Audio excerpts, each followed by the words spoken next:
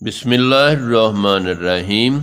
اللہ کے بابرکت نام سے شروع کرتا ہوں جو بڑا مہربان ہے اور نہایت رحم کرنے والا ہے۔ دیکھتی آنکھوں اور سنتے کانوں کو میرا سلام پہنچے۔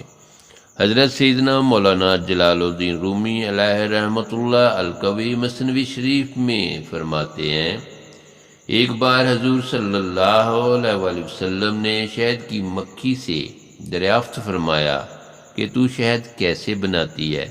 اس نے عرض کی، یا حبیب اللہ صلی اللہ علیہ وآلہ وسلم، ہم چمن میں جا کر ہر قسم کے پھولوں کا رس چوستی ہیں، پھر اسے اپنے منہ میں لیے ہوئے اپنے چھتوں میں آ جاتی ہیں اور وہاں اگل دیتی ہیں، وہی شہد ہے۔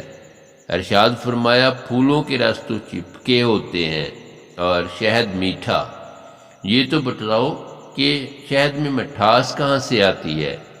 مکھی نے عرض کی، ہمیں قدرت نے سکھا دیا ہے کہ چمن سے چھتے تک راستے بھر آپ صلی اللہ علیہ وآلہ وسلم پر درود شریف پڑھتی ہوئی آتی ہیں۔